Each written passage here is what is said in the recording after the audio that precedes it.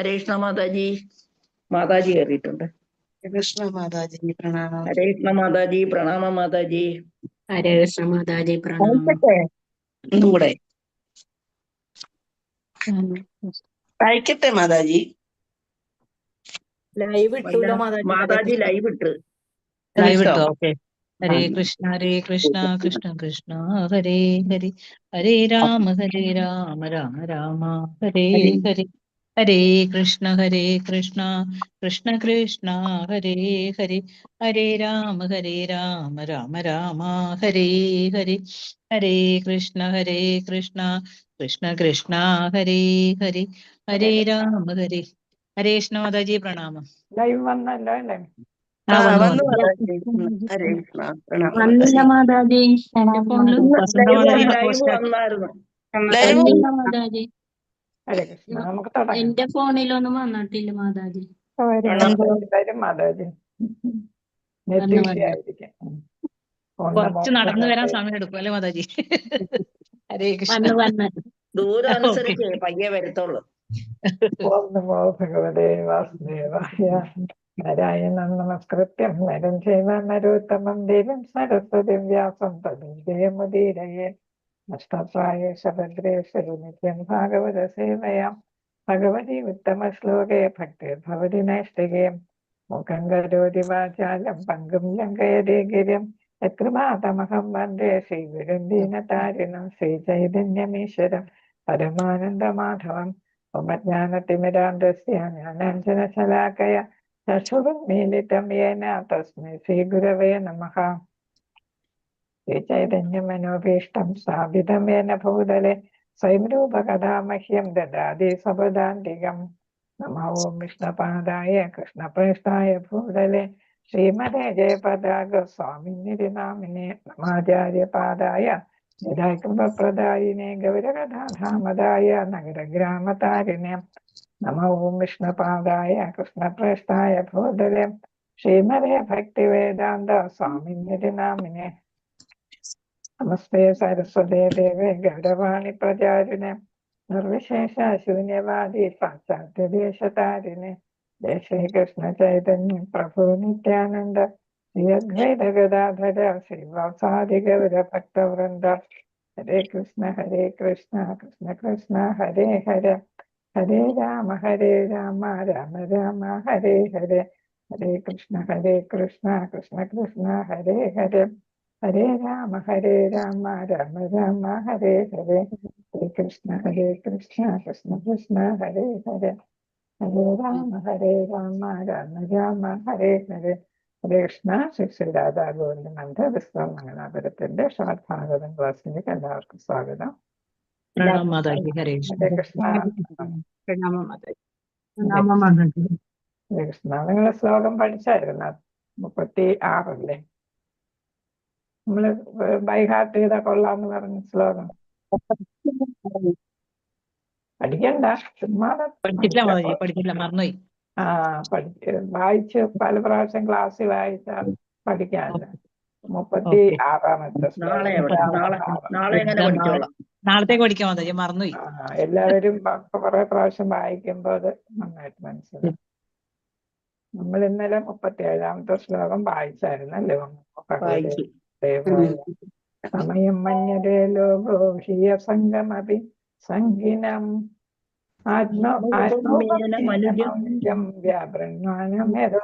ആരെങ്കിലും വായിച്ചോ? ഓം നമോ ഭഗവതേ വാസുദേവായ.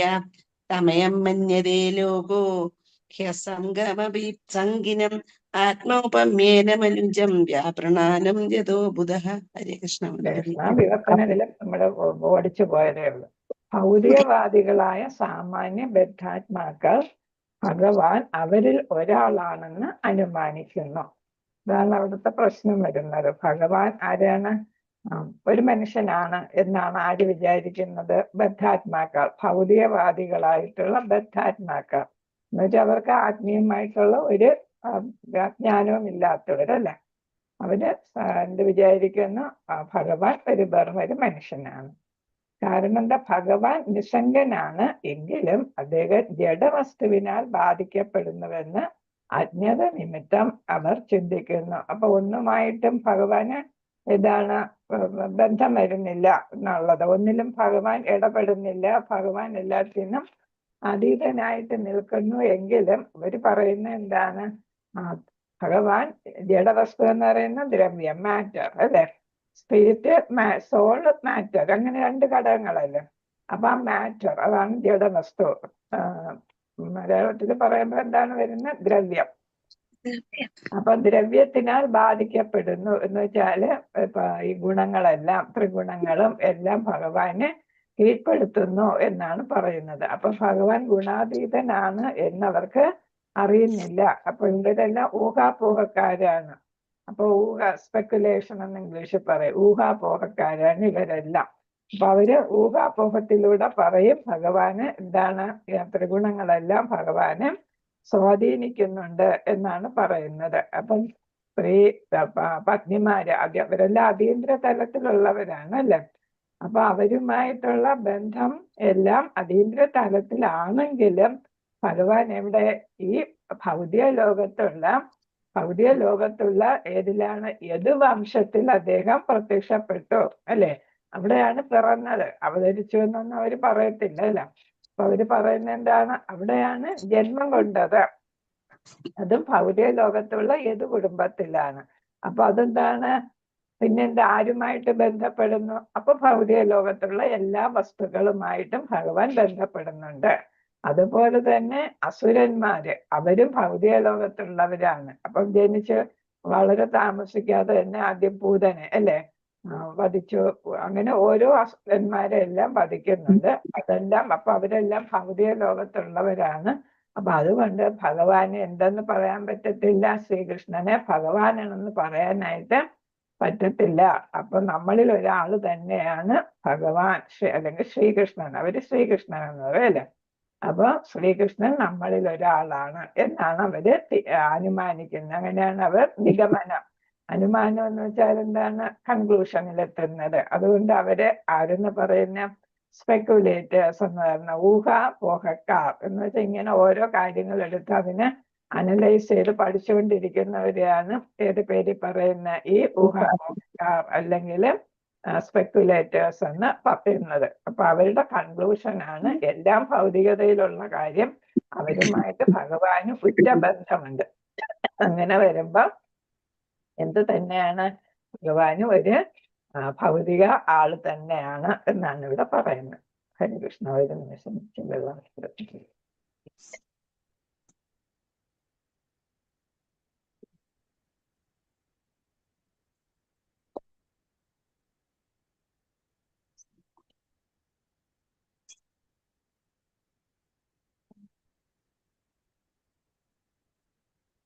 കൃഷ്ണ. അപ്പൊ ഇവിടെ പറയുന്ന അബുധ എന്ന പദം വളരെയധികം ഭാവാർത്ഥത്തിൽ ശ്രീല പ്രഭുപാദർ പറയുന്ന അബുധ എന്ന പദം ഇവിടെ പ്രാധാന്യം അർഹിക്കുന്നു. അജ്ഞത ഹേതുവായി മാത്രമാണ്. അബുധ എന്ന് വെച്ചാൽ ബുദ്ധി ഇല്ലാത്തവർ എന്നാണ് അല്ലെ. ബുധ എന്ന് വെച്ചാൽ ബുദ്ധി, അബുധ എന്ന് വെച്ചാൽ ബുദ്ധിയില്ല. അപ്പം ബുദ്ധി ഇല്ല എന്നുള്ള പദം ഇവിടെ പ്രധാനപ്പെട്ടത്. കാരണം എന്താ, ബുദ്ധി ഇല്ലാത്തത് കൊണ്ടാണ് അവര് അജ്ഞരായിരിക്കുന്നത് അല്ലെ. അത് കാരണമായി മാത്രമാണ് മൂഢരായ ലൗകിക വാഗ്വാദികൾ എന്ന് വെച്ചാൽ വാഗ്വാദം നടത്തുന്നവർ അല്ലെ. എന്താണ് വാഗ്വാദം എന്ന് പറയുന്ന ഡിബേറ്റ്. എന്താണ്, അവരെല്ലാം എന്താണ് കാര്യകാരണ സഹിതം അനലൈസ് ചെയ്യുന്നവരാണ്. അപ്പൊ അവരെന്ത് ചെയ്യുന്നു, പരമപുരുഷനെ തെറ്റിദ്ധരിക്കുന്നു. അവരുടെ മൂഢസങ്കല്പങ്ങളെ നിഷ്കളങ്കരായ ജനങ്ങൾക്കിടയിൽ പ്രചരിപ്പിക്കുകയും ചെയ്യുന്നു. അപ്പൊ അജ്ഞത കൊണ്ടാണ് അവരിതെല്ലാം ചെയ്യുന്നത്. ഭഗവാൻ എന്ത് ചെയ്യുന്നു, മിസ്അണ്ടർസ്റ്റാൻഡ് ചെയ്യുന്നു അല്ലെ, തെറ്റിദ്ധരിക്കുന്നു. പരമപുരുഷനായ ശ്രീകൃഷ്ണ ഭഗവാൻ യഥാർത്ഥ ആദിമ പരമദിവ്യോത്തമ പുരുഷനാകുന്നു. മാത്രമല്ല ആദ്യമേ ഉള്ളത്, നമ്മൾ ഭഗവത്ഗീതയിലും പഠിക്കുന്നുണ്ട് അല്ലെ, ആദ്യമേ ഉള്ളതാണ്. മാത്രമല്ല എവരുടെയും മുന്നിൽ അദ്ദേഹം സ്വയം പ്രത്യക്ഷനായിരിക്കുമ്പോൾ എല്ലാ പ്രവർത്തന രംഗങ്ങളിലും അദ്ദേഹത്തിന്റെ പരിപൂർണമായ ദിവ്യശക്തിയെ പ്രദർശിപ്പിച്ചു. അപ്പൊ എല്ലാ കാര്യങ്ങളിലും ദിവ്യശക്തി. ഇപ്പൊ ഏതാണ്, ചെറുവിരൽ, ഇടത് കയ്യിൽ ചെറുവിരൽ കൊണ്ട് 7 ദിവസം ഗോവർദ്ധന പർവ്വതം ഉയർത്തി, കാളിയ മർദ്ദനം അല്ലെ, പിന്നെ പല അസുരന്മാരെ അല്ലെ പാമ്പായിട്ട് വന്നതും പിന്നെ കാളയായിട്ട് വന്നതും കുതിരയായിട്ട് വന്നതും അങ്ങനെ പലരും, പിന്നെ കംസൻ തുടങ്ങിയവരെയൊക്കെ വധിച്ചു അല്ലെ, ശിശുപാലൻ തുടങ്ങിയവരെയൊക്കെ വധിച്ചു. അതൊക്കെ എന്താണ് സാധാരണക്കാർക്ക് സാധിക്കുന്നതില്ല അല്ല. അതേപോലെ 16,108 ഭാര്യമാരെന്ന് പറയുമ്പോഴും സാധാരണക്കാരന് സാധിക്കുന്നു പറ്റുമോ? ഇല്ല അല്ലെ. അപ്പൊ പൂർണ്ണമായിട്ടുള്ള ദിവ്യശക്തി എല്ലാ കാര്യങ്ങളിലും പ്രദർശിപ്പിക്കുകയുണ്ടായി. ശ്രീമദ് ഭാഗവതത്തിലെ ആദ്യ ശ്ലോകത്തിൽ മുമ്പേ വിവരിച്ചതുപോലെ താൻ ആഗ്രഹിക്കുന്നത് പോലെ എങ്ങനെ പ്രവർത്തിക്കാൻ അദ്ദേഹം പരിപൂർണ സ്വതന്ത്രനാണ്. അപ്പൊ അദ്ദേഹം എന്താണ് പറയുന്നത്? സ്വരാടാണ് അല്ലെ, നമ്മൾ ആദ്യത്തെ ശ്ലോകത്തിൽ പഠിച്ച സ്വരാട്. അപ്പൊ പരിപൂർണ സ്വാതന്ത്ര്യം, തന്റെ ഇഷ്ടം അനുസരിച്ച് ഇച്ഛയനുസരിച്ച് ഏത് രീതിക്ക് വേണമെങ്കിലും പ്രവർത്തിക്കാം. എന്നാൽ അദ്ദേഹത്തിന്റെ സർവ പ്രവൃത്തികളും പരമാനന്ദം, ജ്ഞാനം, നിത്യത എന്നിവയാൽ സമ്പൂർണമാകുന്നു. അപ്പൊ പ്രവർത്തികളെല്ലാം ദിവ്യശക്തി ഉപയോഗിച്ചുള്ളതാണ്. അതേപോലെ അതിലെന്ത് കാണാം? അവസാനം എന്താണ്? അതിന്റെ അവസാനം വരുന്ന എന്താണ്? പരമാനന്ദം അല്ലെ. എല്ലാവർക്കും സന്തോഷം, എല്ലാവർക്കും ജ്ഞാനം കിട്ടുന്നു ഭഗവാനെ കുറിച്ച്. പിന്നെ ശാശ്വതയിലെത്താനായിട്ട് എല്ലാവർക്കും സാധിക്കുന്നു. നിത്യത എന്ന് വെച്ചാൽ ശാശ്വതം. അപ്പൊ എല്ലാവർക്കും ഭഗവാന് ഭഗവത് ഭക്തി ചെയ്യുന്നവർക്കെല്ലാം എന്താണ്? സമ്പൂർണമായിട്ടുള്ള സമാധാനവും സന്തോഷവും, ധാമത്തിലെത്താനും തിരിച്ചു വരവില്ലാത്ത സ്ഥലത്താണ് ധാമം, അവിടെ എത്താനും സാധിക്കുന്നു. ഭഗവാന്റെ ജ്ഞാന ആനന്ദമയമായ ശാശ്വത രൂപത്തെ കുറിച്ച് ബോധവാന്മാരല്ലാത്ത മൂഢരായ ലൗകികവാദികൾ മാത്രമേ അദ്ദേഹത്തെ തെറ്റിദ്ധരിക്കൂ. അപ്പൊ ഭഗവാൻ എന്താണ്? ഐശ്വര്യങ്ങളുണ്ട് അല്ലെ, ജ്ഞാനം.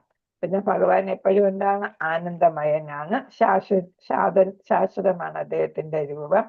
അപ്പൊ ശ്രീകൃഷ്ണൻ 2 കരങ്ങളുള്ള ഭഗവാനാണ് യഥാർത്ഥ രൂപം അല്ലെ. ആ രൂപത്തെ കുറിച്ചൊന്ന് അറിവില്ലാത്തവരാണ് ലൗകികവാദികൾ, ഭൗതികവാദികളാണ് ഇങ്ങനെ ഭഗവാനെ തെറ്റിദ്ധരിക്കുന്നത്. ഇത് ഭഗവത്ഗീതയിലും ഉപനിഷത്തുകളിലും സ്ഥിരീകരിച്ചിരിക്കുന്നു. നമ്മൾ മൂഢന്മാർ തുടങ്ങിയവരെ കുറിച്ച് പറയുന്നുണ്ട് അല്ലെ. അവ്യക്തിഗതവാദികൾ, മൂഢന്മാർ തുടങ്ങി നരാധമന്മാർ, അങ്ങനെ കുറെ ദുഷ്കൃതികളെ കുറിച്ച് പഠിക്കുന്നുണ്ട്. അവരൊക്കെയാണ് ഇങ്ങനെ ഭഗവാനെ കുറിച്ച് പറയുന്നത്. ഭഗവാനില് വിശ്വാസമില്ലാത്തവർ. അദ്ദേഹത്തിന്റെ വ്യത്യസ്ത ശക്തികൾ കൃത്യമായ പദ്ധതി അനുസരിച്ച് സ്വാഭാവികമായ ക്രമത്തിൽ പ്രവർത്തിക്കുന്നു. ഇപ്പൊ ബഹിരംഗ ശക്തിയാണെങ്കിലും അന്തരംഗ ശക്തിയാണെങ്കിലും പിന്നെ തടസ്സ ശക്തിയൊക്കെ ആണെങ്കിലും എല്ലാം വേണ്ട വിധത്തില് കാലാകാലങ്ങളിൽ വേണ്ട പോലെ പ്രവർത്തിക്കുന്നു. അപ്രകാരം ഈ ശക്തികൾ മുഖേന സർവ്വതും നിർവഹിച്ചുകൊണ്ട് അദ്ദേഹം ശാശ്വതമായി സ്വതന്ത്രനായി നിലകൊള്ളുന്നു. അപ്പോൾ ശാശ്വതനാണ്, സ്വതന്ത്രനാണ് എന്ന് വീണ്ടും ഇവിടെ എടുത്തു പറയുന്നു. വിവിധ ജീവസത്തകളോടുള്ള തന്റെ അഹൈതുകമായ കാരുണ്യ നിമിത്തം ഭൗതിക ലോകത്തിൽ അദ്ദേഹം അവതരിക്കുന്നു. അദ്ദേഹത്തിന്റെ സ്വശക്തിയല്ലാണ്. ആരും ഭഗവാനെ എന്ത് ചെയ്യുന്നില്ല, ഫോഴ്സ് ചെയ്തിട്ടോ അല്ലെങ്കിൽ ഭഗവാനെ ക്രിയേറ്റ് ചെയ്തിട്ടോ അല്ല അല്ലെ. നമ്മളൊക്കെ എന്താണ്?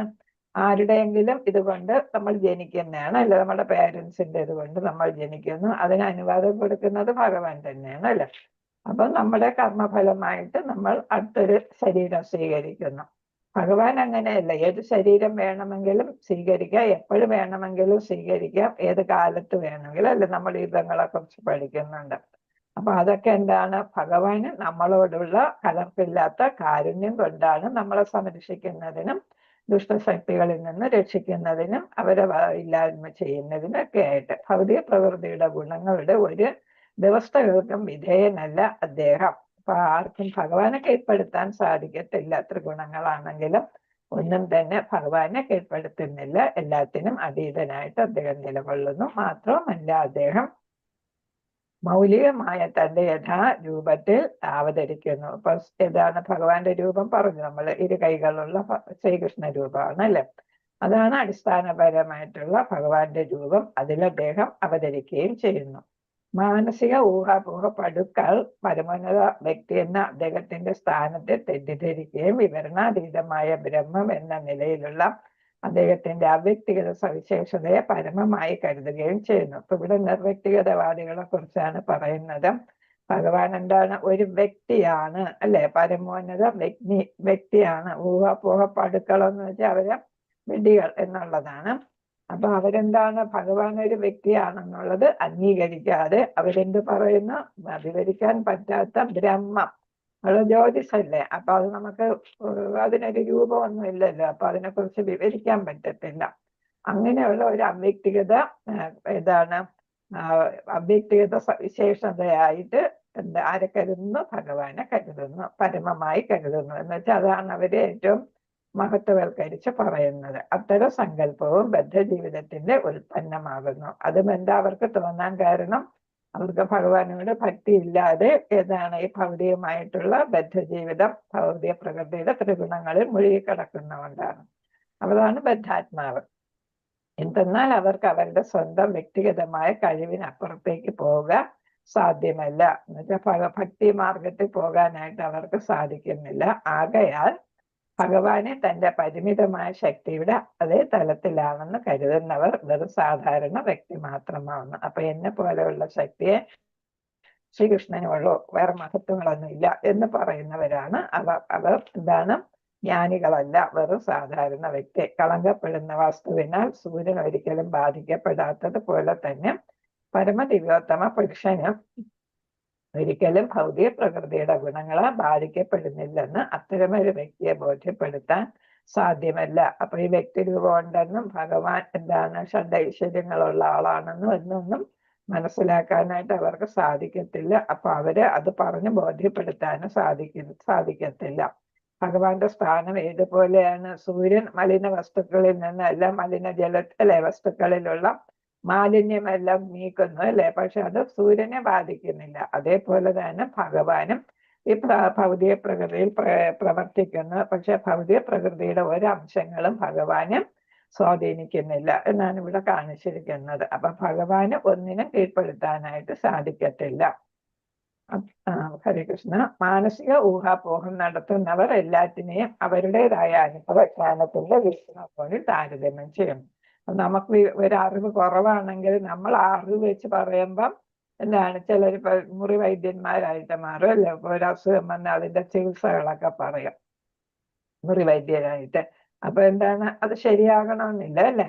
അപ്പൊ അവരുടെ അറിവിന്റെ പരിമിതിയിൽ വെച്ച് അവർ ഓരോ കാര്യങ്ങൾ പറയും. അതുപോലെയാണ് ഭഗവാനെ കുറിച്ച് ഇവിടെ സാധാരണ വ്യക്തികൾ പറയുന്നതും എന്നാണ് ഇവിടെ. അപ്പൊ അവരുടെ വീക്ഷണകോണിൽ അവർക്ക് അറിയാവുന്ന തരത്തിൽ അവർക്ക് ഭഗവാനെ കുറിച്ചുള്ള ജ്ഞാനം കുറവാണ്. അപ്പൊ അത് വെച്ചിട്ട് അവർക്ക് പറയാൻ പറ്റും. ഭഗവാൻ ഒരു സാധാരണ വ്യക്തിയെ പോലെ വിവാഹ ബന്ധത്തിൽ പെരുമാറുന്നതായി കണ്ടെത്തുമ്പോൾ ഭഗവാൻ ഒരേ സമയം 16,000 പത്നിമാരെ അല്ലെങ്കിൽ അതിൽ കൂടുതൽ പേരെ വിവാഹം ചെയ്യാൻ കഴിയുന്നു എന്നതിനെ പരിഗണിക്കാതെ അദ്ദേഹത്തെ അവരിൽ ഒരാളെന്ന പോലെ കരുതുന്നു. അപ്പൊ സാധാരണക്കാരെ പോലെ ഭൗതിക ജീവിതത്തിൽ മുഴുകിയ ബദ്ധാത്മാവിനെ പോലെ ഭഗവാൻ വിവാഹ ബന്ധത്തിൽ ഏർപ്പെടുന്നു. എന്നാൽ ഒരു വിവാഹമല്ല ചെയ്യുന്നത്. 16,108 പത്നിമാരെ സ്വീകരിക്കുമ്പോൾ അത് സാധാരണക്കാരനല്ലെന്ന് ആർക്ക് വേണമെങ്കിലും അല്ലെ, സാമാന്യ ബുദ്ധിയുള്ളവർക്ക് പോലും മനസ്സിലാകും. പക്ഷെ ഇവർക്കത് മനസ്സിലാകുന്നില്ല, അല്ലെങ്കിൽ അവരത് പരിഗണിക്കുന്നില്ല എന്നാണ് പറയുന്നത്. എന്നിട്ട് പറയും ശ്രീകൃഷ്ണൻ ഞങ്ങളിൽ ഒരാളെ പോലെയാണ് എന്ന് പറയും. അല്പജ്ഞാന ഹേതുവായിട്ട്, അപ്പൊ യഥാർത്ഥത്തിലുള്ള ജ്ഞാനം അവർക്ക് ഇല്ലാത്തത് കൊണ്ട് അവർ വിഷയത്തിന്റെ ഒരു വശം മാത്രം സ്വീകരിക്കുന്നു. ഏത് വശം? എല്ലാവരെയും പോലെ വിവാഹം കഴിച്ചു എന്നുള്ള വശം മാത്രം സ്വീകരിക്കും, മറുവശത്തെ അവിശ്വസിക്കുകയും ചെയ്യുന്നു. 16,108 ഭാര്യമാർ എന്നതിന് അവരെന്ത് ചെയ്യുന്നു? അവിശ്വസിക്കുന്നു. അപ്പൊ ഒരു ഭാഗം വിശ്വസിക്കുന്നു, ഒരു ഭാഗം അവിശ്വസിക്കുന്നു. അതെന്തുകൊണ്ടാണ്? അവരുടെ പൂർണ്ണമായിട്ടുള്ള ജ്ഞാനം ഇല്ലാത്തത് കൊണ്ട്, അജ്ഞത കൊണ്ട് മാത്രമാണ് അവർ സദാ ശ്രീകൃഷ്ണ ഭഗവാനെ തങ്ങളെ പോലുള്ള ഒരുവനായി കരുതുന്നതും തങ്ങളുടേതായ നിഗമനങ്ങൾ ഉണ്ടാക്കുന്നതും. ഈ നിഗമനങ്ങൾ ശ്രീമദ് ഭാഗവതത്തിന്റെ ഭാഷ്യമനുസരിച്ച് അസംബന്ധവും അപ്രാമാണികവുമാണ്. അപ്രാമാണികം എന്ന് വെച്ചാല് ഏതാണ്? അതില് ശാസ്ത്രഗ്രന്ഥങ്ങളിൽ പറഞ്ഞിട്ടില്ലാത്ത കാര്യമാണ്. അതിന്റെ അടിസ്ഥാനത്തിലല്ല ഈ പറയുന്നത്. പിന്നെ ഇതെന്താണ്? തികച്ചും വിഡ്ഢിത്തമാണ്.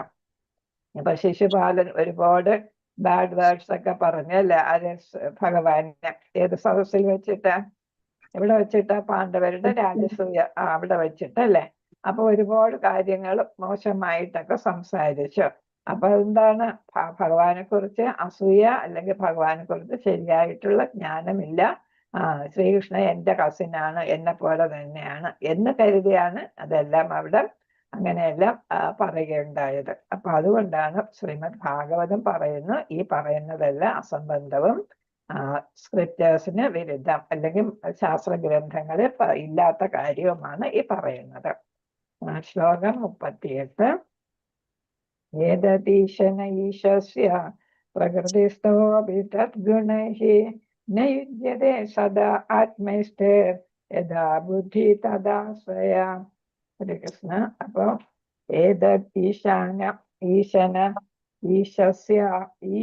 ഈശസ്യ പ്രകൃതിസ്ഥോപി തദ്ഗുണൈഃ ന യുജ്യതേ സദാത്മസ്ഥൈർ അധാ ബുദ്ധി തഥാ സ്വയ. ഇവിടെയുള്ള വാക്കുകൾ പിരിച്ചു വരും. സദാത്മസ്ഥൈർ അധാ ബുദ്ധി തഥാ സ്വയ അല്ലെ. ഇവിടെ ഏതത് ഈശനം ഈശസ്യ. ഹരേ കൃഷ്ണ. വിലപ്രഭാതർക്കി ജയ്. പദാർത്ഥം ഏതത്. ഈ ഈശനം ദിവ്യത്വം ഈ ഭഗവാനുമായി ബന്ധപ്പെടുന്നതാണ് ഈശൻ എന്ന് പറയുന്നത്. അതെല്ലാം ദിവ്യമാണ്. ഈശസ്യ പരമദിവ്യോത്തമ പുരുഷന്റെ പ്രകൃതിസ്ഥ ഭൗതിക പ്രകൃതിയുമായി സമ്പർക്കം പുലർത്തുക. അങ്ങനെ ആയിരുന്നാലും തദ്ഗുണൈ ഗുണങ്ങളാൽ ഒരിക്കലുമില്ല യുജ്യത ബാധിക്കപ്പെടുന്നു. സദാ ആത്മസ്ഥൈർ സനാതന തത്വത്തിൽ ആയവരാൽ യഥാ അവിധം തന്നെ ബുദ്ധി അത് ഭഗവാന്റെ ആശ്രയത്തിൽ ആയിരിക്കുന്നവർ എന്നാണ് ഇവിടെ പറയുന്നത്. ഭഗവാന്റെ ദൈവികത്വവും പിന്നെ എന്താണ് ഭഗവാന്റെ മഹത്വത്തെ കുറിച്ചാണ് ഈ ശ്ലോകത്തിൽ പറയുന്നത്. ഭഗവാന്റെ മഹത്വത്തെ കുറിച്ചും ദൈവികത്വത്തെ കുറിച്ചും ദിവ്യത്വം അല്ലെ. ദിവ്യത്വം അതാണ് ദൈവികത്വം എന്ന് പറയുന്നത്. അപ്പൊ ഇതാണ് പരമദിവ്യോത്തമ പുരുഷന്റെ ദിവ്യത്വം. ഭൗതിക പ്രകൃതിയുടെ ഗുണങ്ങളുമായി സമ്പർക്കത്തിലിരുന്നാൽ തന്നെയും ഭഗവാൻ അവയാൽ ബാധിക്കപ്പെടുന്നില്ല. അതാണ് ഭഗവാന്റെ ദിവ്യത്വം. നമ്മൾ ഡിവിനിറ്റി എന്ന് പറയും ഇംഗ്ലീഷിൽ അല്ലെ. അപ്പൊ ഡിവൈൻ നമ്മൾ കേട്ടിട്ടുണ്ടല്ലോ. അപ്പൊ ഡിവൈൻ എപ്പോഴും ഉപയോഗിക്കുന്ന വാക്ക്. അപ്പൊ ദിവ്യത്വം എന്താണ്? ഭഗവാൻ എപ്പോഴും ഭൗതിക പ്രകൃതിയിൽ അതിന്റെ ഗുണങ്ങളുമായിട്ട് ബന്ധപ്പെട്ടിരിക്കുന്നു. പക്ഷെ ത്രിഗുണങ്ങളൊന്നും ഭഗവാന് ബാധിക്കുന്നില്ല. ഭഗവാൻ ഗുണാതീതൻ എന്ന് നമ്മൾ പറയാം, അല്ലെങ്കിൽ നിർഗുണൻ എന്ന് പറയല്ലേ. അതേപോലെ ഭഗവാനെ അഭയം പ്രാപിച്ച ഭക്തരും ഭൗതിക ഗുണങ്ങളാൽ സ്വാധീനിക്കപ്പെടുന്നില്ല. അതാണ് ഗ്ലോറി ഓഫ് ഡിവോട്ടീസ് എന്ന് നമുക്ക് പറയാം. ഭക്തരുടെ മഹത്വം. ഞാൻ ഭഗവാന്റെ മഹത്വം എന്ന് പറയുന്നത് അല്ല, ഭക്തരുടെ മഹത്വമാണ്. അപ്പൊ ഭഗവാനുമായി ബന്ധപ്പെടും നമ്മൾ പറയില്ല. ഏതാണ് എന്താ വരച്ചല്ലോ, പൂമ്പടിയേറ്റ് കിടക്കും മണ്ണിനുമുണ്ടാ സൗന്ദര്യം.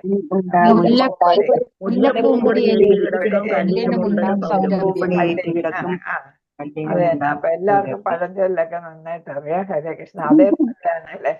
ഭഗവാനുമായിട്ട് ബന്ധപ്പെട്ട് നിന്നാല് എന്താണ് അവർക്കും എല്ലാം എന്ത് കിട്ടും? ഭഗവാന്റെ ഗുണങ്ങൾ കിട്ടില്ല. അപ്പൊ അവര് ഭൗതിക ഗുണങ്ങളാൽ സ്വാധീനിക്കപ്പെടുന്നില്ല എന്നാണ് ഇവിടെ പറയുന്നത്. അപ്പോ ത്രിഗുണങ്ങളുടെ സ്വാധീനം ആരാണ്? ഭഗവാനുമായി ബന്ധപ്പെട്ട് വരുന്ന സത്വഗുണക്കാർക്കെല്ലാം കുറഞ്ഞിരിക്കും അല്ലെ. ഭാവാർത്ഥം ശീല പ്രഭാതർക്ക് ജയ്. വേദങ്ങളിലും വേദ സാഹിത്യങ്ങളിലും, അതായത് വേദങ്ങൾ എന്ന് പറയുന്നത് ശ്രുതി, വേദ സാഹിത്യം എന്ന് പറയുന്നത് സ്മൃതി അല്ലെ. വേദങ്ങൾ ശ്രുതി, വേദ സാഹിത്യം, സ്മൃതി. ദിവ്യത്വത്തിൽ ഭൗതിക ഗുണങ്ങളുടെ സ്വാധീനമില്ലെന്ന് ദൃഢമായി പ്രസ്താവിച്ചിരിക്കുന്നു. അപ്പൊ വേദങ്ങളും ഉപനിഷത്തുക്കളും മറ്റു പുരാണങ്ങളും ഒക്കെ പറയുന്ന എന്താണ്? ഭഗവാന്റെ ഡിവിനിറ്റി ദിവ്യത്വത്തില് ഭൗതിക ഗുണങ്ങളൊന്നും ഇല്ല, അതിന്റെ സ്വാധീനം ഒട്ടും തന്നെ ഇല്ല ഉറപ്പിച്ചു പറയുന്നു. ഭഗവാൻ പരമ അഭിജ്ഞനായ അതീന്ദ്രിയ, അതായത് നിർഗുണ സാക്ഷി മാത്രമാകുന്നു. അപ്പൊ ഭഗവാന്റെ തല ഏതാണ്? എല്ലാത്തിനെ കുറിച്ച് അറിയുന്ന ആളാണ് അല്ലെ. അഭിജ്ഞനാണ്, എല്ലാം അറിയുന്ന ആളാണ്, അതീന്ദ്രിയനാണ്. അദ്ദേഹം ഏതാണ്? നിർഗുണനാണ്, ഗുണാതീതനാണ്. ഹരി അഥവാ പരമ ദിവ്യോത്തമ പുരുഷൻ ഭൗതിക സ്പർശനത്തിന്റെ വ്യാപ്തിക്ക് അതീതനായി സ്ഥിതി ചെയ്യുന്ന പരമ അതീന്ദ്രിയ വ്യക്തിയാണ്. അപ്പൊ ഭൗതികമായിട്ടുള്ളതൊന്നും അദ്ദേഹത്തെ ഒട്ടും തന്നെ ഏശത്തില്ല. ഐശ്വര്യ ദേവതമാരുമായുള്ള അദ്ദേഹത്തിന്റെ ബന്ധം ഒരു പക്ഷെ അതീന്ദ്രിയമായിരിക്കുമെന്നും, എന്നാൽ ഏത് കുലത്തിൽ ജനിക്കയാൽ ആ കുലവുമായുള്ള അദ്ദേഹത്തിന്റെ ബന്ധം എങ്ങനെയുള്ളതെന്നും ഭൗതിക പ്രകൃതിയിലെ ഗുണങ്ങളുമായി പ്രത്യക്ഷ സമ്പർക്കത്തിലായിരുന്ന ജരാസന്ധനെ പോലുള്ള അവിശ്വാസികളെയും മറ്റ് അസുരന്മാരെയും അദ്ദേഹം വധിച്ചതിനെ കുറിച്ചുമൊക്കെ പ്രശ്നം ഉന്നയിച്ച് ഒരാൾ ചോദിച്ചേക്കാം, ബാധിച്ചേക്കാം.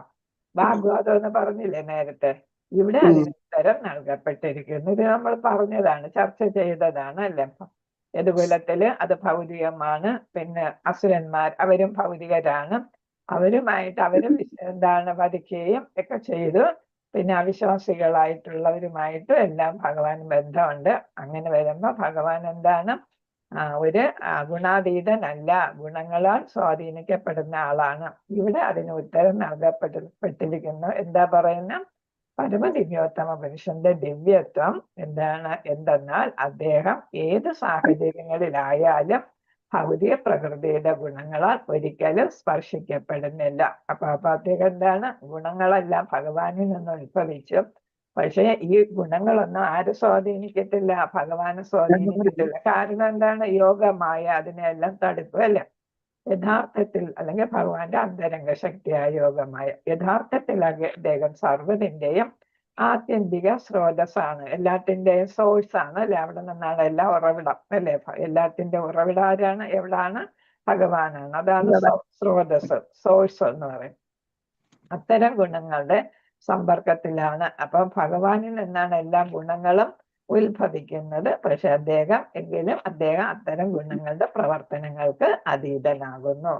ഗുണാതീതൻ അല്ലെങ്കിൽ നിർഗുണൻ. അതുകൊണ്ട് അദ്ദേഹത്തെ യോഗേശ്വരൻ അഥവാ യോഗശക്തിയുടെ അധിപൻ അഥവാ സർവശക്തൻ എന്ന് അറിയപ്പെടുന്നു. അപ്പൊ അദ്ദേഹം ആൾ പൊട്ടന്റ് അല്ലെ, ഓമിനി പൊട്ടന്റ് അല്ലെങ്കിൽ ആൾ പവർഫുൾ എന്ന് പറയുന്നു. പിന്നെ എന്താണ്, യോഗയുടെ എല്ലാത്തിന്റെയും ഈശ്വരൻ, യോഗശക്തികളുടെ അധിപൻ ഈശ്വരൻ. അപ്പൊ എല്ലാ ശക്തികളും അദ്ദേഹത്തിൽ നിന്നാണ് ഉത്ഭവിക്കുന്നത്, ഗുണങ്ങൾ ഉൾപ്പെടെയുള്ള എല്ലാം. അപ്പൊ അങ്ങനെ വരുമ്പോ ഒന്നും അദ്ദേഹത്തെ ബാധിക്കുന്നില്ല. അതുകൊണ്ട് എല്ലാം അദ്ദേഹത്തിൽ നിന്ന് ഉടലെടുക്കുന്നത് കൊണ്ട് അദ്ദേഹത്തെ യോഗേശ്വരൻ അല്ലെങ്കിൽ യോഗശക്തികളുടെ അധിപൻ അല്ലെങ്കിൽ സർവശക്തൻ എന്നറിയപ്പെടുന്നു. അദ്ദേഹത്തിന്റെ അറിവുള്ള ഭക്തർ പോലും ഭൗതിക ഗുണങ്ങളുടെ സ്വാധീനത്തിൽ ബാധിക്കത്തില്ല അല്ലെ. ഭക്തരെയും ഗുണങ്ങൾ ബാധിക്കത്തില്ല. അതുകൊണ്ടാണ് അവരെവിടെ എത്തുന്നത്, ശുദ്ധ ഭക്തിയിലെത്തുന്നത് അല്ലെ, ശുദ്ധ സത്വഗുണത്തിലെത്തുന്നത് എന്ന് പറയുമ്പോൾ ത്രിഗുണങ്ങൾക്ക് അതീതരായിട്ട്. വൃന്ദാവനത്തിലെ ശ്രേഷ്ഠരായ 6 ഗോസ്വാമിമാര് പേരിന്നലെ നമ്മൾ പറഞ്ഞു അല്ലെ. ആരാണ്, രൂപ, സനാതന, ഗോസ്വാമിമാർ. എല്ലാവരും പേര് പഠിച്ചു വെച്ചോളും. അതിസമ്പന്നവും കുലീനവുമായ കുടുംബങ്ങളിൽ നിന്ന് വന്നവരായിരുന്നു. അവരെല്ലാം അന്ന് തന്നെ ബോട്ട് കണക്കിന് സ്വർണമൊക്കെ ആയിട്ടാണ് വന്നവരല്ലേ. അവരെല്ലാം അവിടുത്തെ മുസ്ലിം രാജാവിന്റെ എല്ലാം പ്രൈം മിനിസ്റ്ററും ഹോം മിനിസ്റ്ററും ഒക്കെ ആയിട്ട് വർക്ക് ചെയ്തവരാണ്. അപ്പൊ അവർക്ക് ശമ്പളമായിട്ടൊക്കെ കിട്ടിയ പണം മൊത്തം അവർ കൊണ്ടുവരികയായിരുന്നു ചെയ്തത്. എന്നാൽ അവർ വൃന്ദാവനത്തിൽ എങ്ങനെയാണ്, ഭിക്ഷാന്തേഹികളുടെ ജീവിതം സ്വീകരിച്ചു. അന്നന്ന് മധുകരി സ്വീകരിച്ച് ജീവിക്കുന്നവരാണ് അല്ലെ. അപ്പൊ അവർക്ക് സ്ഥിരമായിട്ട് പാർപ്പിടമോ സുഖ സൗകര്യങ്ങളോ ഒന്നുമില്ലാതെ അവർ കഴിയുന്നു. നമ്മൾ പഠിച്ചിട്ടുണ്ട് ചൈതന്യ ചരിതാമൃതത്തിൽ ചൈതന്യ മഹാപ്രഭുവിനെ കാണാനെത്തിയപ്പോ ഒരു പുതിയ കമ്പിളി പുതച്ചിരുന്നപ്പോ ചൈതന്യ മഹാപ്രഭു ആ കമ്പിളിയിൽ നോക്കി. അപ്പൊ അപ്പൊ മനസ്സിലായി സനാതന ഗോസ്വാമിയാണെന്ന് തോന്നുന്നു. അപ്പൊ മനസ്സിലായി. ഉടൻ തന്നെ അത് കൊണ്ടുപോയി ഒരു അലക്കുകാരന് കൊടുത്തിട്ട് അലക്കുകാരൻ്റെ ഒരു കീറിയ കമ്പിളി വാങ്ങിച്ചു കൊണ്ടുവന്നു എന്നാണ്. എന്നിട്ട് തണുപ്പല്ലേ, അപ്പൊ കീറിയ കമ്പിളി പുതച്ചുകൊണ്ടാ വന്നതെന്ന്. അപ്പൊ അങ്ങനെയാണ് അവരുടെ എളിമ എന്ന് പറയുന്നത്. എന്നാൽ അവർ വൃന്ദാവനത്തിൽ ഭിക്ഷാന്തേഹിയുടെ ജീവിതം സ്വീകരിച്ചപ്പോ ബാഹ്യദൃഷ്ട്യാ കഷ്ടതരമായ ജീവിതാവസ്ഥയിലുള്ളവരായി കാണപ്പെട്ടുവെങ്കിലും ആരെങ്കിലും കൊടുക്കുന്ന മധുകരിയിലല്ലേ അവർ ജീവിച്ചത്. അങ്ങനെ നമുക്ക് തോന്നുമെങ്കിലും യഥാർത്ഥത്തിൽ അവർ ആത്മീയ മൂല്യങ്ങളിൽ എല്ലാവരെക്കാളും സമ്പന്നരായിരുന്നു. അപ്പൊ ഭൗതികതയിൽ അവർ ആരാണ്, ഭിക്ഷാന്തേഹികളാണ്. പക്ഷെ ആത്മീയ തലത്തിലേതാ ഏറ്റവും ഉത്കൃഷ്ടമായ അല്ലെ ഉത്തമാധികാരികളായിട്ട് അവർ മാറിയിരുന്നു. അവണ്ണമുള്ള അവരെ വിളിക്കുന്നതാണ് മഹാഭാഗവതർ. അപ്പൊ ഭഗവാന്റെ ഏറ്റവും പ്രിയപ്പെട്ട, ഭഗവാന് ശരിയായിട്ട് അറിയുന്ന ഭക്തരാണ്. 1-ാം തരം ഭക്തർ ജനമധ്യത്തിൽ സഞ്ചരിക്കുന്നവരെങ്കിലും ഭൗതിക പ്രകൃതിയുടെ ത്രിഗുണങ്ങളുടെ ഫലമായ പ്രവർത്തികളായ ആദരവ്, നിന്ദ, വിശപ്പ്, സംതൃപ്തി, നിദ്ര ഉണർവ് എന്നിവയാലൊന്നും അവർ ബാധിതരായിരുന്നില്ല. ഏതുപോലെ താമര ഇലയിൽ വീഴുന്ന ജലതുള്ളികൾ പോലെ അല്ലെ, ഒന്നും അവരെ ബാധിക്കത്തില്ല. അപ്പൊ ഇതെല്ലാം സാധാരണ സമൂഹത്തിൽ എല്ലാവർക്കും ആഗ്രഹിക്കുന്ന കാര്യങ്ങളാണ് ഈ പറഞ്ഞിരിക്കുന്നത്. ആദരവ്, നിന്ദ, വിശപ്പ് അല്ലെ, സംതൃപ്തി, ദ്വന്ദ്ങ്ങളും ഒക്കെയാണ് അല്ലെ. ദ്വന്ദ്ങ്ങൾ അതൊന്നും അവരെ ബാധിക്കുന്നില്ല. അതേപോലെ ചില മഹാഭാഗവതർ ലൗകികമായ വ്യവഹാരങ്ങളിൽ ഏർപ്പെടുന്നുവെങ്കിലും അവയാലൊന്നും ബാധിക്കപ്പെടുന്നില്ല. ഇതുപോലെ ഉദാഹരണം നമ്മൾ കേട്ടിട്ടുണ്ട്, ബാങ്കിലെ കാഷ്യറെ പോലെ അല്ലെ, കോടിക്കണക്കിന് പൈസ കയ്യിലൂടെ പോയാലും അതൊന്നും അവരെ ബാധിക്കത്തില്ല. ജീവിതത്തിൽ ഈ സമനിലയിൽ അല്ലാത്ത പക്ഷം അതീന്ദ്രിയ അവസ്ഥയിൽ നിവിഷ്ടനാണ് ഒരാളെന്ന് കരുതുവാൻ കഴിയില്ല. അപ്പൊ ഈ ദ്വന്ദ്ങ്ങളോ ഭൗതികതയിലോ എന്തിലെങ്കിലും പെട്ടാല് അവരാരല്ല, അതീന്ദ്രിയാവസ്ഥയിൽ എത്തിയവരല്ല എന്നാണ്. നിവിഷ്ടർ എന്ന് വെച്ചാൽ നിലനിൽക്കുന്നവർ എന്ന് പറയാൻ പറ്റില്ല. അപ്പൊ ഇവരെല്ലാം എല്ലാം ഉപേക്ഷിച്ച, ഭൗതികമായ എല്ലാം ഉപേക്ഷിച്ചവർ ദിവ്യത്വവും അദ്ദേഹത്തിന്റെ സഹജാതികളും ഒരേ അതീന്ദ്രിയ തലത്തിലാണെന്ന് മാത്രമല്ല, അവരുടെ മാഹാത്മ്യങ്ങൾ സദാ യോഗമായയുടെ അഥവാ ഭഗവാന്റെ അന്തരംഗ ശക്തിയുടെ പ്രവർത്തനത്താൽ പരിശുദ്ധമായിരിക്കുകയും ചെയ്യുന്നു. അപ്പൊ ഇവിടെ ദിവ്യത്വം എന്ന് വെച്ചാൽ ഭഗവാനും ഭഗവാന്റെ സഹചാരികളും ശുദ്ധ ഭക്തരും എന്താണ്, അതീന്ദ്രിയ തലത്തിലാണ്. അവര് എന്താണ്, ജനമധ്യത്തിൽ പെരുമാറിയാലും എന്ത് ചെയ്യുന്നില്ല, അവരുടെ ആന്തരംഗ ശക്തിയുടെ പ്രവർത്തിയാൽ അവരെപ്പോഴും പരിശുദ്ധരായിരിക്കും. കാരണം എന്താണ്, അവർ എപ്പോഴും യോഗമായയുടെ കീഴിലാണ് അല്ലെ, അതിന്റെ പ്രവർത്തനത്തിൽ അവരെപ്പോഴും അതിന്റെ പരിശുദ്ധിയിലാണ് അവർ നിലകൊള്ളുന്നത്. ചിലപ്പോൾ അവർ ശീലത്തിൽ അധപ്പതിച്ചതായി കണ്ടെത്തിയാൽ പോലും ഭഗവത് ഭക്തർ സർവദാ അതീന്ദ്രിയരാകുന്നു. അപ്പൊ ചൈതന്യ മഹാപ്രഭുവിന്റെ തന്നെ ചില ശിഷ്യന്മാര് സ്ത്രീകളെ മോശമായുള്ള രീതിയിൽ നോക്കുകയൊക്കെ ചെയ്ത് അവരെല്ലാം പുറത്താക്കി. എന്നാൽ അവരെന്താണ്, അപ്പോഴും അവർ ഭഗവാന്റെ ചൈതന്യ മഹാപ്രഭുവിന്റെ ഭക്തർ തന്നെയായിരുന്നു എന്നാണ്. ക്രമേണ അവർക്ക് തിരിച്ചു വരാനായിട്ട് സാധിക്കും. തിരിച്ച് പഴയ രീതിയിൽ തന്നെ ഭക്തി മാർഗത്തിൽ വരാൻ സാധിക്കും.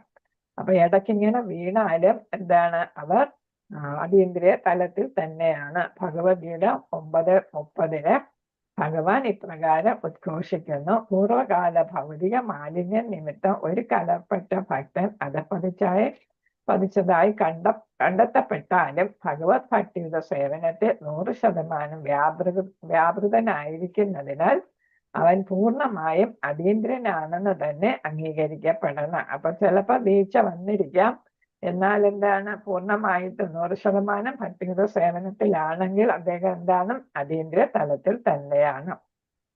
ഭഗവാന് ഇപ്പൊ ചില വീഴ്ചകൾ വന്നാൽ അതൊക്കെ ക്ഷമിക്കും എന്നുള്ളതാണ്. ഭഗവാന് സേവന സമർപ്പണം എങ്ങനെ ക്ഷമിക്കുന്ന, ഭക്തിയുടെ സേവനം നന്നായിട്ട് തുടർന്നു കൊണ്ട് പോവുകയാണെങ്കിലാണ് അവർക്ക് ക്ഷമ കിട്ടുന്നത്. ഭഗവാന് സേവന സമർപ്പണം ചെയ്യാൽ ഭഗവാൻ അവനെ സദാ സംരക്ഷിക്കുന്നു. മാത്രവുമല്ല അധപ്പതിച്ച വ്യവസ്ഥകൾ ആകസ്മികവും താൽക്കാലികവുമാണെന്ന് കണക്കാക്കപ്പെടണം. അവയെല്ലാം താമസത്തിന് ഇല്ലാതാകും. അപ്പൊ ഒരു ഭക്തൻ ഒരിക്കലും നശിച്ചു പോകത്തില്ല എന്നാണ് നമ്മൾ ഭഗവത്ഗീതയെ പഠിച്ചു അല്ലെ. അപ്പൊ എത്ര ഭക്തി ചെയ്യുന്നു അത്രയും കണ്ട് അതിന്റെ ഫലം ഉണ്ടാകും, എപ്പോഴെങ്കിലും ഫലം ഉണ്ടാകും. പൂർണ്ണമായിട്ട് നശിക്കാനായിട്ട് ഭഗവാൻ ഇടവരുത്തത്തില്ല എന്നാണ് ഇവിടെ പറയുന്നത്. ലാസ്റ്റ് ശ്ലോകമാണ്. കൃഷ്ണ, നമുക്ക് ഇതും കൂടെ പഠിച്ച് അധ്യായം തീർക്കാൻ പെട്ടെന്ന് പോവാം. നമ്മേരിനെ അബല മൂഢാശ്രയണം ചാനുവൃതം രഹഃ അപ്രമാണവിദോ ഭർത്തൂരീശ്വരം മതയോ യഥാം. തം ശ്രീകൃഷ്ണ ഭഗവാന് മേനിരെ അങ്ങനെ തന്നെ കരുതി അബലകളായ മൂഢ അശുദ്ധതയാ ശ്രയണം പത്നിയാൽ ഭരിക്കപ്പെടുന്നവൻ, ചാവും അനുവ്രതം അനുവർത്തി രഹ ഏകാന്ത സ്ഥലം അപ്രമാണവിധ മഹാത്മ്യങ്ങളുടെ വ്യാപ്തിയെക്കുറിച്ച് ബോധവതല്ലാതെ അവരുടെ ഭർത്താവിന്റെ ഈശ്വരം പരമനിയന്താവ് മതയ നിലപാട് യഥ അതേപോലെ. അപ്പൊ ഇവിടെ പറയുന്നത് ഏതാണ്, ഈ രാജ്ഞിമാരെല്ലാം ആരായിരുന്നു, വളരെ സിമ്പിൾ ആയിട്ടുള്ള രാജ്ഞിമാരായിരുന്നു. പിന്നെ എന്താണ്, അതിലോലകളുമായിരുന്നു എന്ന് പറയുന്നു. എന്ന് വെച്ചാൽ ഇമോഷണൽ ആയിട്ട് ശുദ്ധരുമാണ്, അതേസമയം അതിലോലകൾ എന്ന് വെച്ചാൽ മനസ്സ് ലോലമായിട്ടുള്ള മനസ്സുള്ളവരുമായിരുന്നു. അവരുടെ പ്രിയതമനായ, അവർക്കുള്ള വിചാരം എന്താണെന്നാണ് അടുത്ത് പറയുന്നത്. അവരുടെ പ്രിയതമനായ പതിയായ ശ്രീകൃഷ്ണ ഭഗവാൻ അവരെ അനുവർത്തിക്കുന്നുവെന്നും അവരാൽ ഭരിക്കപ്പെടുന്നുവെന്നും സത്യമായും ധരിച്ചിരുന്നു.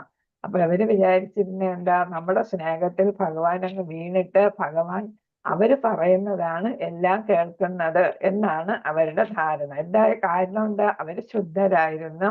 അതുപോലെ തന്നെ വികാരപരമായിട്ട് മനസ്സ് അതിലോലമായിട്ടുള്ളവരുമായിരുന്നു. അതുകൊണ്ട് അവർക്ക് തോന്നിയത് അവരുടെ ചൊൽപ്പടിക്കാണ് ഭഗവാൻ നിൽക്കുന്നത് എന്നാണ് അവർക്ക് തോന്നിയത്. അങ്ങനെയാണ് അവർ ധരിച്ചിരുന്നത്. ഭഗവാൻ പരമനിയന്താവാണെന്ന് നാസ്തികർക്ക് നാസ്തികർ ബോധവാന്മാരല്ലാത്തത് പോലെ അവരുടെ ഭർത്താവിന്റെ മാഹാത്മ്യങ്ങളുടെ വ്യാപ്തിയെക്കുറിച്ച് അവർ ബോധവതികളായിരുന്നില്ല. നാസ്തികര് പറയും ഭഗവാന് ഭഗവാൻ നമ്മളിൽ ഒരാളാണ് എന്ന് വിചാരിക്കും, അല്ലെ? അതവർക്ക് എന്തുകൊണ്ടാണ്? അവർക്ക് അജ്ഞത, അവരുടെ അജ്ഞത കൊണ്ട്, അവർക്ക് ജ്ഞാനമില്ലാത്തത് കൊണ്ട്. അവർ നേരത്തെ നമ്മൾ പഠിച്ചില്ല. അതുകൊണ്ട് അവര് പറയും ഞങ്ങളിൽ ഒരാളാണ് ശ്രീകൃഷ്ണൻ. എന്നാൽ ഇവിടെ ഈ അതീന്ദ്രിയ തലത്തിലുള്ള ഭാര്യമാരും അങ്ങനെയാണ് വിചാരിക്കുന്നത്. ഭർത്താവിന്റെ മാഹാത്മ്യം അവർക്ക് മനസ്സിലാക്കാൻ പറ്റാത്തത് കൊണ്ടാണ് അവര് പറയുന്നത് ഞങ്ങളുടെ സ്നേഹത്തിൽ ഭഗവാൻ വീണു, ഞങ്ങൾ പറയുന്നതെല്ലാം ആണ് ഭഗവാൻ ചെയ്യുന്നത് എന്നാണ് അവർ തോന്നുന്നത്. അപ്പൊ നമ്മളിവിടെ ചില ഭാര്യമാര് പറയത്തില്ല, ഞാൻ പറഞ്ഞ അതിന്റെ അപ്പുറം എന്റെ ചേട്ടൻ പോകത്തില്ല എന്ന് പറയത്തില്ല. അതുപോലെയാണ് ഈ സ്ത്രീകളും. കാരണം എന്താണ്, അവരുടെ അജ്ഞത, ഭഗവാന്റെ മഹത്വം അവർക്ക് ഉൾക്കൊള്ളാൻ പറ്റിയിരുന്നില്ല എന്നാണ്. അവർ അതീന്ദ്രിയ തലത്തിലുള്ളവരാണെങ്കിൽ ഇവിടെ വന്നപ്പോ അവർക്കത് ഉൾക്കൊള്ളാനായിട്ട് പറ്റിയിരുന്നില്ല. ഭാവാർത്ഥം ശ്രീകൃഷ്ണ ഭഗവാന്റെ അതീന്ദ്രിയ പത്നിമാർ പോലും അതീന്ദ്രിയരാണ്, എന്നിട്ട് പോലും അളക്കാനാവാത്ത ഭഗവത് മാഹാത്മ്യങ്ങളെ കുറിച്ച് പൂർണ്ണമായി അറിഞ്ഞിരുന്നില്ല. അപ്പൊ ഭഗവാന്റെ അതീന്ദ്രിയ തലത്തിലുള്ള പത്നിമാർക്ക് പോലും ഭഗവാന്റെ അൺലിമിറ്റഡ് ആയിട്ടുള്ള മാഹാത്മ്യത്തെ കുറിച്ച് മനസ്സിലായില്ല. ഈ അജ്ഞത ലൗകികമായതല്ല. കാരണം ഭഗവാനും അദ്ദേഹത്തിന്റെ നിത്യ സഹചാരികളും തമ്മിലുള്ള അന്യോന്യ വികാര വിനിമയത്തിൽ ഭഗവാന്റെ അന്തരംഗ ശക്തിയുടെ ചില പ്രവർത്തനങ്ങളാലാണ് ഇങ്ങനെ തോന്നുന്നത്. അപ്പൊ അന്തരംഗ ശക്തി യോഗമായ എന്ത് ചെയ്യുന്നു, അവരെ കൊണ്ട് ഇങ്ങനെയൊക്കെ തോന്നിപ്പിക്കുന്നു എന്നുള്ളതാണ്. നമ്മൾ ഇവിടെ ഭൗതിക ലോകത്ത് വരുമ്പോ ഒരു ഭൗതികമായിട്ടുള്ള കാര്യങ്ങളും കൂടെ അവർ ചെയ്യുന്നു എന്നുള്ളതാണ്. അവർ അതീന്ദ്രിയ തലത്തിലുള്ളവരാണെങ്കിലും ഇവിടെ വന്നത് ഭഗവാൻ മനുഷ്യനെ പോലെ തോന്നിച്ചതുപോലെ അവരും ഭൗതികതയിലെ സ്ത്രീകളെ പോലെ അവരും പെരുമാറി. അത് ആരുടെ കളിയാണ്? കളിയായിരുന്നു, യോഗമായയുടെ കളിയായിരുന്നു. ഉടമസ്ഥൻ, യജമാനൻ, മിത്രം, പുത്രൻ, കാമുകൻ എന്നീ 5 വിധത്തിൽ ഭഗവാൻ അതീന്ദ്രിയ ബന്ധങ്ങളുടെ വിനിമയത്തിൽ ഏർപ്പെടുന്നു. നമുക്കറിയാലോ 5 തരത്തിൽ 5 ഭാവത്തിൽ ഭഗവാന് ഓരോരുത്തര് എന്ത് ചെയ്യുന്നു, സമീപിക്കുന്നു അല്ലെങ്കിൽ അപ്രോച്ച് ചെയ്യുന്നു, അല്ലെ? അങ്ങനെയാണ് ഓരോരുത്തരും ഓരോ ഭാവത്തിലാണ് ഓരോ മുക്തി നേടുന്നത്. മാത്രവുമല്ല ഈ അതീന്ദ്രിയ ബന്ധങ്ങളുടെ വിനിമയത്തിൽ ഏർപ്പെടുന്നു. മാത്രവുമല്ല ഈ ഓരോ ലീലകളിലും അദ്ദേഹം യോഗമായ അഥവാ അന്തരംഗ ശക്തിയിൽ പൂർണ്ണമായും വിഹരിക്കുന്നു. അപ്പൊ ഭഗവാന്റെ സ്ഥാനം, മഹത്വം ഒന്നും ആർക്കും മനസ്സിലാകാത്ത തരത്തിൽ. ഇപ്പൊ അത് ഉദാഹരണമായിട്ട് യശോദ മാതാവിന് വാ തുറന്ന് ബ്രഹ്മാണ്ടങ്ങൾ മുഴുവൻ കാണിച്ചു കൊടുത്തു, അല്ലെ? കുറച്ച് കഴിഞ്ഞപ്പോ അവരുടെ സ്മരണയിൽ നിന്ന് ആ കാര്യം അങ്ങ് മറച്ചു, അല്ലെ? മാച്ചു കളഞ്ഞു. അപ്പൊ കാരണം പുത്രവാത്സല്യം, മാതൃപുത്ര വാത്സല്യമാണ് അവിടെ വേണ്ടത്, അല്ലെ?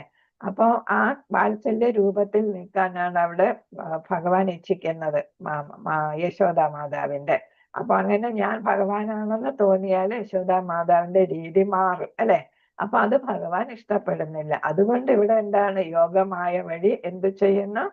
ഭഗവാന്റെ യഥാർത്ഥത്തിലുള്ള ആ മഹത്വവും ഉന്നത സ്ഥാനവും എല്ലാം എന്ത് ചെയ്യുന്നു, മറ്റുള്ളവർക്ക് തോന്നാത്ത വിധത്തില് മറയ്ക്കുന്നു എന്നാണ്. ഗോപബാലന്മാരോട് അല്ലെങ്കിൽ അർജുനനെ പോലുള്ള മിത്രങ്ങളോട് പോലും അവർക്ക് സമനായ സുഹൃത്തെന്ന പോലെ തന്നെ അദ്ദേഹം പെരുമാറുന്നു, അല്ലെ? യോഗ കാരണം നമുക്കറിയാം, ഗോപന്മാരുമായിട്ട് 8:25 മാതാജി 8:25. അപ്പൊ നമുക്കിന്ന് തീരത്തില്ല, അല്ലെ? ഹരേ കൃഷ്ണ. ക്ലാസ് എനിക്ക് ക്ലാസ് ഇല്ല, പക്ഷെ ഭക്തിശാസ്ത്രി ക്ലാസ് ഇല്ലേ? ഭക്തിശാസ്ത്രി ക്ലാസ് ഉണ്ട്. ഇല്ലേ? ഹരേ കൃഷ്ണ. അപ്പൊ നമുക്ക് ഇവിടെ നിർത്താം. ഹരേ കൃഷ്ണ. വാചകൽപനരൂപശ്യ കൃപാ സിന്ധു ദേവജ പതിതാനം പാവിനേക്ക് വൈഷ്ണവേഭ്യോ നമോ നമഃ. അനന്തകോടി പാദായ കൃഷ്ണ പ്രേഷ്ഠായ ഭൂതലെ ഭക്തി വേദാന്ത സ്വാമിനി നാമിനി നമസ്തേ സരസ്വതീദേവി ഗൗരവാണി പ്രജാപിനി വിശേഷ ശൂന്യവാദി പാശ്ചാത്യ ദേശകാരി. ഇവിടെ എന്താ ചെല്ലേണ്ടത്? വാചകൽപനരൂപശ്യ കൃപാ സിന്ധു ദേവജ പതിതാനം ഭാവനേഭ്യോ വൈഷ്ണവേഭ്യോ നമോ നമഃ. അനന്തകോടി വൈഷ്ണവ ഭക്തവൃന്ദേ ശീലപ്രഭുപാദം മഹാരാജ് ഗ്രന്ഥരാജ് ശ്രീമദ് ഭാഗവതം കെ ജയ. ഇത്രയാണ്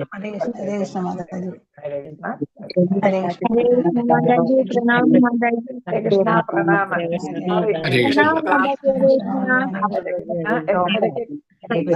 ക്ലാസ്